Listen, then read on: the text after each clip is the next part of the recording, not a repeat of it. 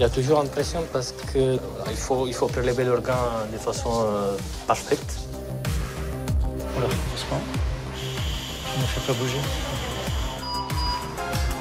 Là, c'est prêt à être greffé. C'est une responsabilité quand même. On transporte une partie de quelqu'un qui va revivre dans quelqu'un d'autre. On ressent toujours une partie d'injustice en nous et c'est difficile d'accepter des choses comme ça parce que on a envie de vivre pleinement et que forcément ça nous freine. Tu es courageux, mon bonhomme. Ça crée de l'émotion. Donc là, on se dit, voilà, il est courageux, il faut qu'on soit courageux aussi. Hein. On peut inciser? Oui. Ok. Vous pouvez ramener le... Là, on implante. C'est comme si vous partez pour une très longue course et ça m'étonnerait que vous partiez en sprint. Je peux pas faire mieux que ça, moi. Donc ça va pas.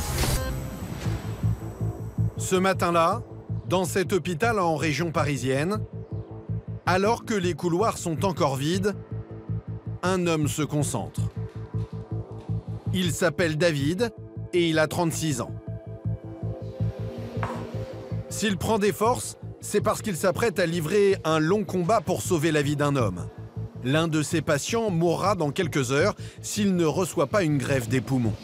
On se fait un schéma des différentes étapes de la transplantation. Voilà. Voilà, pour que ça se passe bien. Il y a comme dans une balade en montagne, il y a un itinéraire, il y a des endroits faciles, des endroits plus exigeants. Et donc on se fait une carte mentale, un peu un schéma de l'intervention. Voilà, donc il faut rester concentré pour que ça se passe bien. David le sait, l'opération sera difficile. Les poumons du patient sont en très mauvais état. Il aura du mal à les extraire. On peut regarder le greffon ensemble. Il répète l'opération avec l'un de ses collègues. C'est une sarcoïdose avec hypertension pulmonaire en super urgence. Si ça colle beaucoup, on ne va pas à gauche. On assiste assez rapidement pour lui garder la perfusion rénale.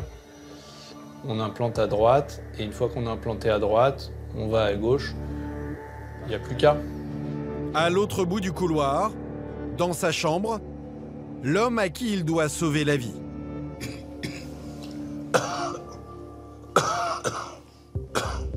Marouf, 49 ans, est malade des poumons depuis l'enfance. Il suffoque un peu plus chaque jour. La toux, crachat, c'est de toute ma vie. Une vie de souffrance qui sera peut-être de l'histoire ancienne dans quelques heures.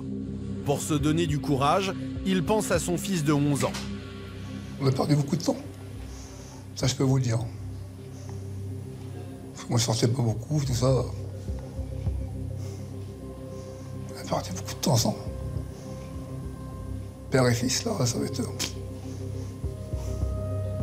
Philippe va me fatiguer, je pense. C'est plein d'espoir que Marouf part pour le bloc opératoire. Comment vous sentez-vous, monsieur? Calme. Calme, ça va? Oh, L'opération qui peut lui sauver la vie est maintenant imminente. De son côté, David, qui a déjà réalisé une 50aine de greffes, se prépare pour ce nouveau combat. C'est jamais facile. Voilà, on se concentre sur l'intervention petit à petit, mais là, tout va bien. Le compte à rebours a commencé, là. Il s'attend à une opération compliquée.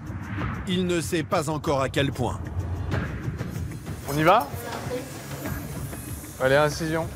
Première difficulté, David découvre des poumons encore plus abîmés qu'il le craignait. Un poumon, normalement, c'est comme une éponge, toute belle. Et là, c'est comme une vieille éponge qui est remplie de pus, là. Des poumons en très mauvais état et qui collent au thorax. David n'arrive pas à les extraire. Il perd du temps. Dans le bloc, la tension monte d'un cran. La pression, ça va pas, là. Qu'est-ce qu'ils sont?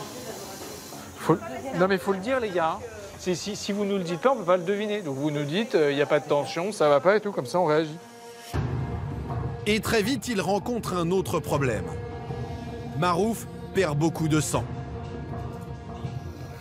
Allez, il faut remplir là, parce qu'il saigne hein, vraiment. Hein. Donc c'est du remplissage. On met la tête un peu en bas si vous voulez. Donc faut y aller. Hein.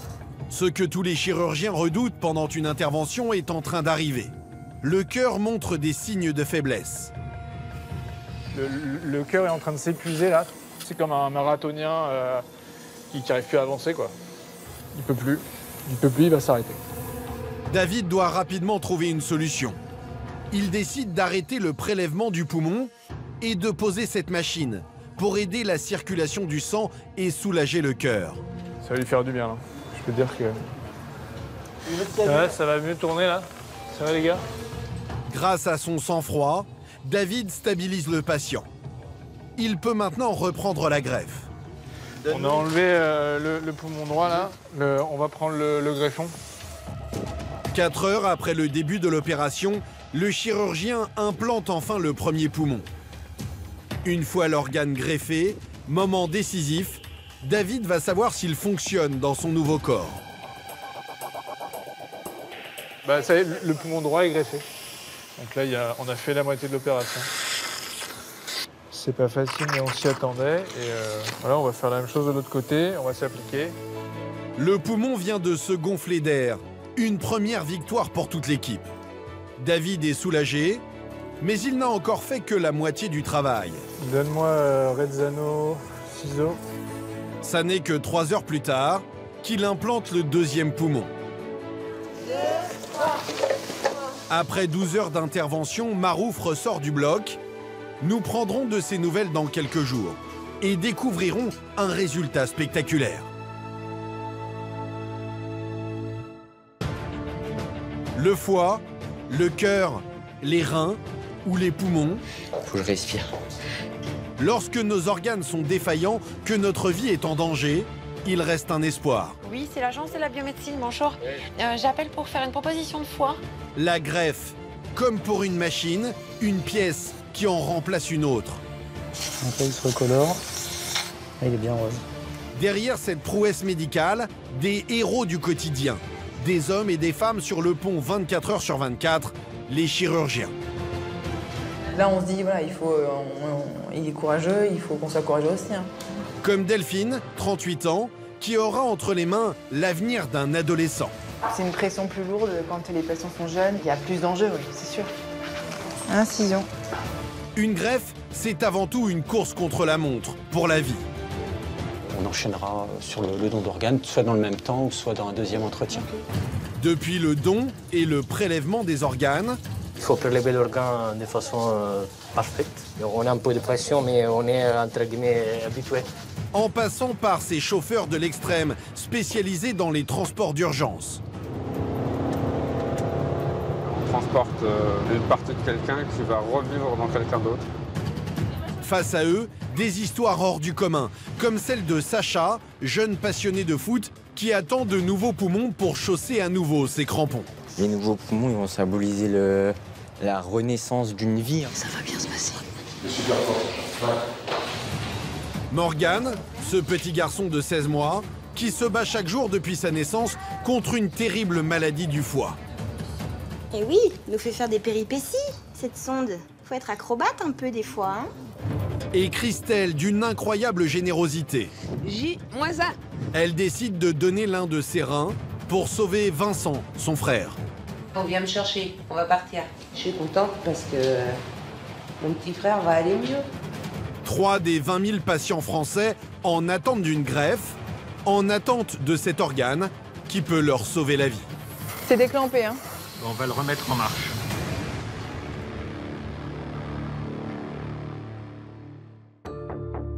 Après cette greffe de poumon qui lui a donné des sueurs froides, nous retrouvons David, épuisé par cette longue opération.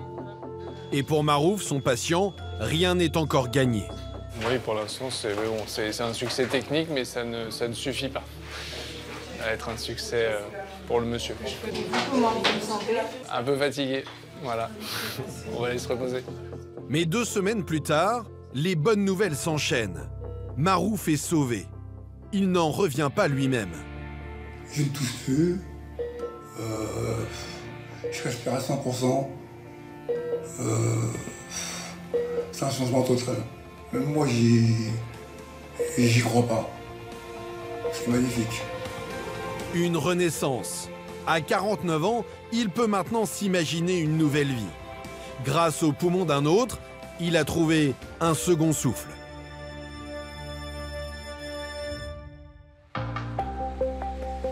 Vivre en attendant de recevoir l'organe d'un autre, il y en a un qui sait mieux que personne ce que ça signifie. À 200 km de Paris, dans une petite commune du Loir-et-Cher, Sacha, cet adolescent de 16 ans, se tient prêt.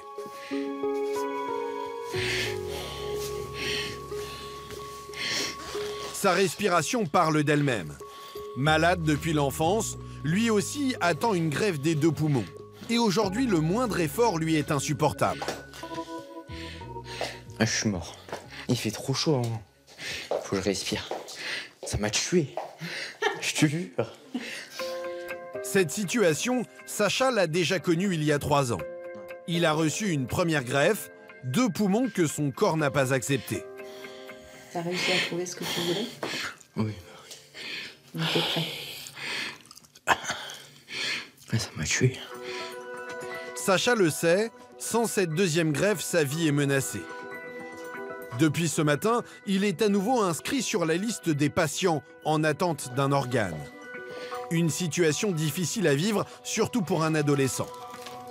On ressent toujours une partie d'injustice en nous et au début, quand on est adolescent, surtout à notre âge, c'est difficile d'accepter des choses comme ça parce que on a envie de vivre pleinement et que forcément ça nous freine. Mais ça fait longtemps que je suis prêt et moi d'autant plus que je l'ai déjà fait. Donc voilà, je sais, on va dire, à quoi m'attendre. Sa valise est prête.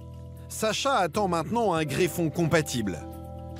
Un appel de l'hôpital que ses parents, Régis et Valérie, espèrent recevoir au plus vite.